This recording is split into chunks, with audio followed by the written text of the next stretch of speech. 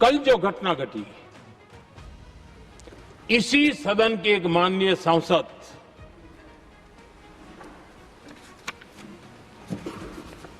कांग्रेस के शातिर दिमाग जिनका है, ऐसे एक युवराज ने उनको गद्दार कह दिया। अहंकार कितनी सातवें आसमान पर पहुंच चुका है इनका। और कांग्रेस को छोड़कर के कितने ही लोग निकले हैं, कांग्रेस के कितने टुकड़े हुए हैं, कई लोग दूसरे दलों में गए हैं, लेकिन औरों को तो किसी को गद्दार नहीं कहा उन्होंने। लेकिन कल सांसद को गद्दार इसलिए कहा क्योंकि वो सिख थे। ये सिखों का अपमान था, एक गुरुओं का अपमान था। और कांग्रेस के अंदर जो कूट कूट करके सिखों के प्रति नफरत भरी पड़ी है ना, उसका वो अभिव्यक्ति थी। और इसी सदन के माननीय सांसद है वो, और उनको जरा भी दर्द नहीं, वरना आज खड़े होकर के कह सकते थे कि कल जो हुआ इसी सांसद की गरिमा के अनुरूप नहीं था, हमें खेद है, एक शब्द तो बोल लेते। लेकिन सिखों के प्रति उनके मन में जो नफरत भरी पड़ी है, और इसी के कारण उन्होंने कल, और जिसका परिवार देश के लिए शहादत देने वाला परिवार के वो सदस्य है, उन्हें अपने राजनीतिक विचारों में परिवर्तन किया, इसलिए गद्दार हो गए। और एक गद्दार शब्द छोटा नहीं है। मेरे देशवासी को कोई गद्दार कहे, ये कैसे देश सहन करेगा?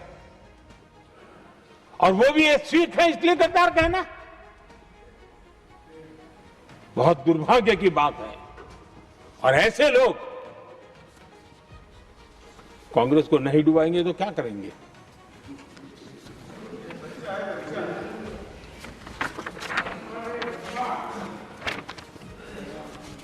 आदरणीय सभापति जी, एक तरफ ये दृश्य है और दूसरी तरफ हमारे सदानंद जी मास्टर का दृश्य है।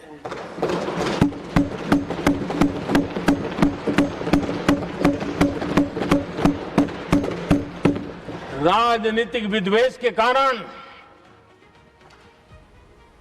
उनके दोनों पैर काट दिए गए। भरी जवानी में दोनों पैर काट दिए। कटे हुए पैर से जिंदगी गुजार रहे हैं, लेकिन संस्कार इतने ऊंचे हैं कि वाणी में भी अपशब्द नहीं निकलता है, बर्तन में भी कटुता नजर नहीं आता। गर्व होता है। और कल जब उनका पहला भाषण हो रहा था सदन में, और उन्होंने जब अपने बेंच पर आपसे इजाजत लेकर के अपने कटे हुए पैर के लिए वो जिस नीम का उपयोग करते हैं, आर्टिफिशियल नीम का, उन्होंने जब रखा, वो दृश्य देश के लिए पीड़ादायक था कि इस देश में ऐसा ही बंधारण की बातें करने वाले इंडिया अलायंस के लोग, और ये इंडिया अलायंस पूरा जिम्मेवार है इसके लिए, वैचारिक असहमति के कारण एक नौजवान के, और वो भी एक टीचर, शिक्षक के प्रति गर्व से, आदर से देखा जाता है, उसके पैर काट दे।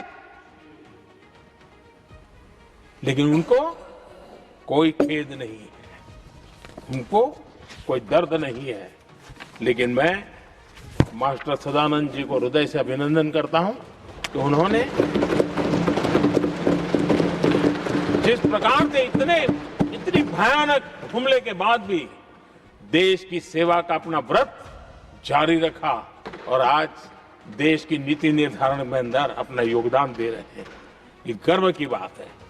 और ऐसे लोगों के सहारे हम राजनीति में जीते हैं, काम करते हैं, देश के लिए जीने मरने की प्रेरणा मिलती है। ये संस्कार हमें पाए हैं ऐसे लक्षावधि कार्यकर्ताओं के तब से पाए हुए। आदरणीय सभापति जी,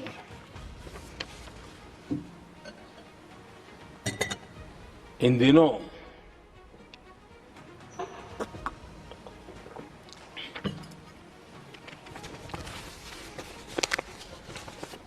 और वैसे कांग्रेस के हमारे साथियों का मुझ पर जरा विशेष प्रेम है, वो स्पेशल प्रेम है। और जब मैं जिम्मेवारी जो मिली है उसके तहत, और जिम्मेवारी न मिलती तो भी देश के लिए जीना हमने सीखा है। हम विकसित भारत की जमीन मजबूत कर रहे हैं, उसको एक ताकत दे रहे हैं। एक तरफ देश के युवाओं के लिए मजबूत जमीन तैयार कर रहा हूं, तो कांग्रेस मोदी की कब्र खोदने के कार्यक्रम करवा रही है। और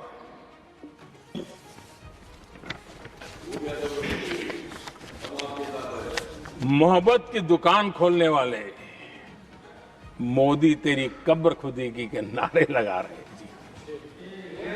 ये कौन सी मोहब्बत की दुकान है जो देश के ही किसी नागरिक के कब्र खोदने के सपने देखती हो? ये कौन सा संविधान से उन्होंने सीखा है जो देश के ही किसी नागरिक के कब्र खोदने की बात करते हो? क्या ये संविधान का अपमान नहीं है? क्या ये मानवता का अपमान नहीं है? क्या ये सार्वजनिक जीवन की मर्यादाओं का अपमान नहीं है? और उनको इसका कोई खेद नहीं है।